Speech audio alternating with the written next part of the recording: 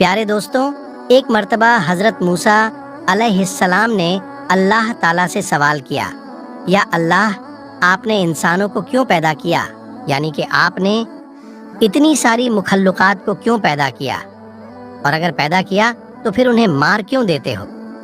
یعنی کہ ان کو موت کیوں دیتے ہو؟ تو حضرت موسیٰ علیہ السلام کی سوال کا جواب اللہ تعالیٰ نے جو دیا، اس کو سن کر آپ بھی حیران اور پریشان ہو جاؤ گے، اور ساتھ ہی ساتھ آپ کو یہ بھی معلوم چل جائے گا کہ اللہ تعالیٰ اپنے بندوں کو کیوں پیدا فرماتا ہے اور پھر کیوں مار دیتا ہے۔ اس لیے دوستوں، آج کا یہ ویڈیو آپ کے لیے بہت ہی خاص ہے۔ آپ اس کو آخر تک ضرور دیکھیں، اور اگر آپ کو اللہ کی ذات پر مکمل بھروسہ ہے تو آپ اس ویڈیو کو دل سے دیکھنا، اور کمنٹ باکس میں اللہ اکبر لکھ کر اپنے بھائی دوستوں میں شیئر بھی کر دے، تاکہ اور بھی لوگوں کے پاس یہ ویڈیو پہنچ جائے۔ تو چلیے شروع کرتے ہیں۔ جیسا کہ آپ سب جانتے ہیں کہ حضرت موسیٰ علیہ السلام اللہ سے ہم کلام ہوا کرتے تھے، یعنی کہ اللہ سے بات کیا کرتے تھے۔ اکثر حضرت موسیٰ علیہ السلام دور کی پہاڑی پر جا کر اللہ سے بات کرتے تھے۔ اس وقت اللہ تعالیٰ نے آپ کو اتنی ساری رکمتیں اور اتنی ساری صفاتیں عطا فرمائیں کہ جو ہر انسان کے لیے ایک بہت بڑی نصیحت اور زندگی جینے کے صحیح طریقے کے لیے بہت ہی فائدہ مند ہے۔ دوستوں، ایک مرتبہ حضرت موسیٰ علیہ السلام نے اللہ تعالیٰ سے سوال کیا، یا اللہ، آپ لوگوں کو پیدا کرتے ہو اور پھر ان کو مار دیتے ہو، ان میں آپ کی کیا حکمت ہے؟ یعنی کہ آپ ایسا کیوں کرتے ہو؟ تو یہ سن کر اللہ تعالیٰ نے حضرت موسیٰ علیہ السلام کو حکم دیا کہ اے موسیٰ، تم کھیتی بو دو۔ حضرت موسیٰ علیہ السلام نے اللہ کے حکم سے کھیتی کرنا شروع کیا۔ کچھ دنوں کے بعد میں جب وہ کھیتی تیار ہو گئی تو حضرت موسیٰ علیہ السلام نے اس کو کاٹ دیا۔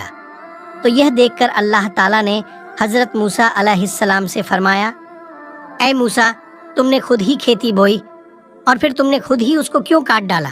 یہ سن کر حضرت موسیٰ علیہ السلام نے عرض کیا، یا اللہ، کھیتی کے پکنے پر اس میں دانہ اور بھوسا تھا، اور دونوں کو ملا جلا کر رکھنا مناسب نہیں تھا، اس لیے حکمت کا تقاضا یہی ہے کہ ان دونوں کو جدا جدا کر دیا جائے۔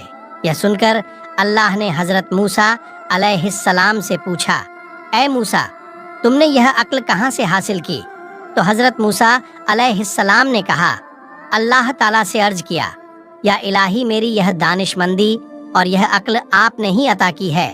یہ سن کر اللہ تعالیٰ نے فرمایا، اے موسیٰ، پھر یہ دانش مندی مجھ میں کیوں نہ ہوگی؟ اے موسیٰ، دیکھو، انسانوں کی روحیں دو قسم کی ہوتی ہے، ان میں ایک روح پاک ہے اور ایک روح ناپاک ہے، اور ہر انسان کے جسم ایک رتبے کی نہیں ہوتے ہیں۔ کسی کے جسم میں موتی کی طرح پاک اور صاف روح ہے، تو کسی کے جسم میں کنچ کی پونچھ کی طرح روح موجود ہوتی ہے۔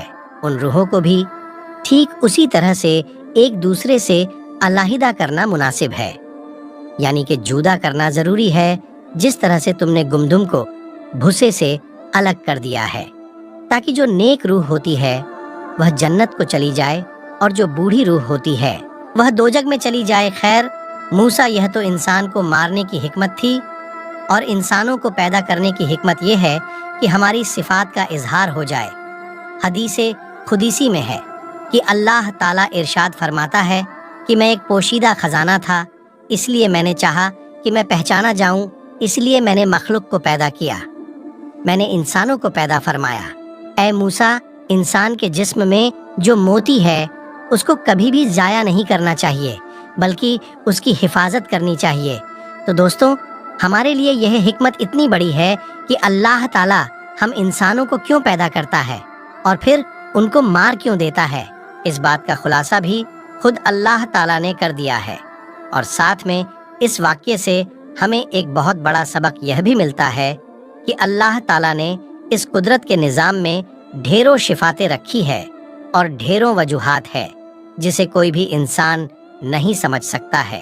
اسی لیے ہمیں کبھی بھی کسی بات کے لیے اللہ سے کوئی سوال نہیں کرنا چاہیے، کیونکہ یاد رکھیں، اللہ جو بھی کرتا ہے بہتر کرتا ہے، اور اللہ کے ہر کام میں کچھ نہ کچھ حکمت ضرور ہوتی ہے۔ اسی لیے یاد رکھیں، اللہ تعالیٰ جب بھی ہمیں کسی امتحان میں ڈالتا ہے تو اس میں بھی ہماری کوئی نہ کوئی بھلائی ضرور ہوتی ہے، یعنی کہ اللہ کی ہر بات میں کوئی نہ کوئی حکمت ضرور ہوتی ہے، اور اللہ کے کی گئے ہر فیصلے میں بندے کا کوئی نہ کوئی بھلا ضرور ہوتا ہے، کیونکہ اللہ جو بھی کرتا ہے اچھا کرتا ہے، اپنے بندے کے حق میں کرتا ہے۔